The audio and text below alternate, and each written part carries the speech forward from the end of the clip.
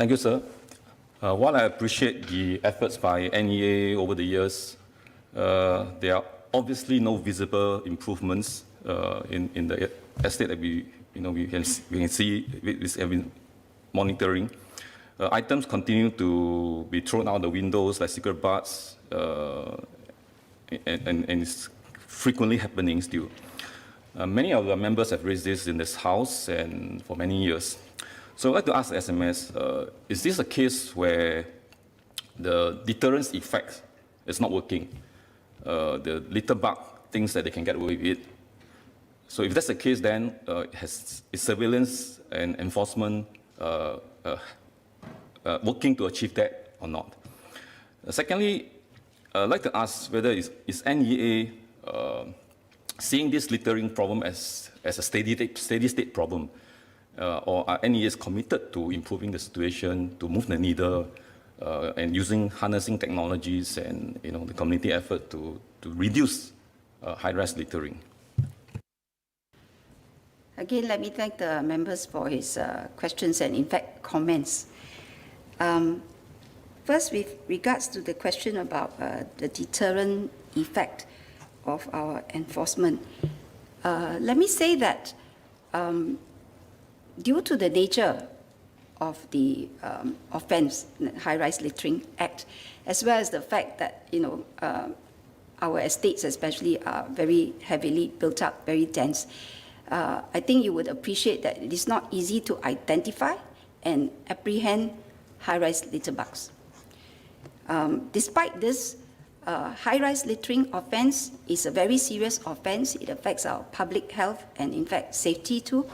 And we take this seriously, and we take firm enforcement action as far as is possible and practicable.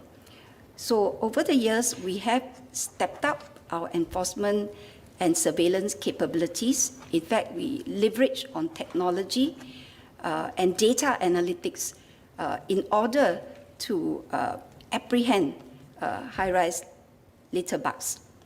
And as I've noted, since last year, 2020, we have actually increased our camera deployments by more than 50%. And we have also worked more closely with the Town Council to enable more timely sharing of information in order to facilitate our investigation. In fact, we have worked to improve our work processes through data analytics so that we can actually shorten the waiting time for camera deployments for surveillance, and that's the reason why we're able to increase the number of deployments of the cameras.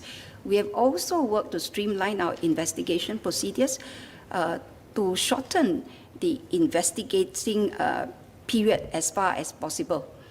In addition to that, of course, we will continue to look at using better camera technology in terms of better image resolution, as well as detection capabilities and so on, to be more effective. Let me also say that, in fact, we have also over the years been increasing the penalties for high-rise litter bugs. So for high-rise littering, first offence is already court conviction with $2,000 fine, or CWO. And third and subsequent offence is $10,000 and or CWO. So we have actually been also increasing that.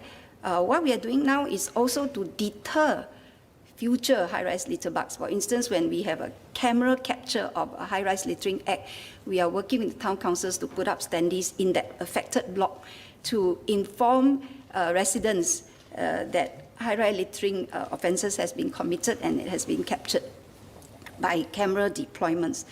Let me also add that when we look at the statistics, basically the repeat offenders for high-rise littering acts actually is lower than for the general littering offences.